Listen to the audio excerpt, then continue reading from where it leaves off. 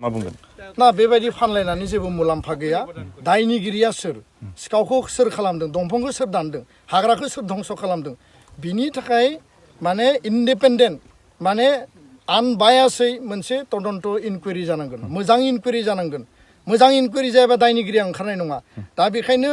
दिनै आं सोरखौबा बुंगोन सोरबाया आंखौ बुंगोन बेबायदि दाय होलायनानै बिनि कुनु सलुसन गैया दाय होलायनाया दाय होलायनायनि थांगोन हाग्राया धंस जालांबाय थागोन दाय होलायग्राफोरा होलायबाय थागोन हाग्राया जोबस्रांगोन धंस जायै जायै भुटान मोनहैगोन बिनि उनाव जोङो बबेयाव थांना थागोन दा जोंनो हाग्राखौ नांगौना नाङा कुइसना बेसो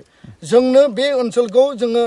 माने प्रटेक्शन खालामनांगौ ना नाङा जोंनि इयुन जोलैया थांना थानांगौ ना थानाङा बेयाव इयुन जोलैया दै मोनलोंनांगौ ना मोनलोंनाङा खरां जानांगौ नामा बेयाव हा खुरखानाय बेयाव माने द्रट जानांगौ नामा बा फ्लाड जानांगौ नामा बे कुइसनफ्रा जोंनि मोखाङाव दङ दा बेखायनो सोरबा साफा सानैनि स्वार्थनि थाखाय हाग्रा एवस्रांनाय हाग्रा दानस्रांनाय बे खामानिखौ जों लुबैया आरो जों बुंदों जे प्रटेक्शन जानांगोन नेशनेल पार्क घोषणा होयोब्ला बिनि फुल प्रटेक्शना जागोन बेयाव फरेस्टनि गासैबो माने सिकिउरिटि बा फर्सेस जिखिनि प्रटेक्शननि टीम दङ बिसोर थाफैगोन दा बिनि थाखाय बिटिआर सरकारा खामानि मावनांगोन प्रप'जेल हरनांगोन आसाम सरकारनि गिबि मन्थ्रिखौ जोंबो खावलायगोन सरकारनिफ्रायबो खावलायनांगोन आरो भारत सरकारखौ नारसिननानै बेखिनिखौ आदाय खालामनांगौ नङाब्ला फैबाय थानाय बे 2 बोसोराव जिखिनि दङ 10 किल'मिटार दङ होननानै बुंदों बियो जोबनो थाखाय बारा गोबाव गैलिया आरो बियो जोबनांगौबा बर' हारिनि थांना थानायानो माने रैखाथि गैयै जागोन होननानैसो आं दिनै बुंनो नागिरो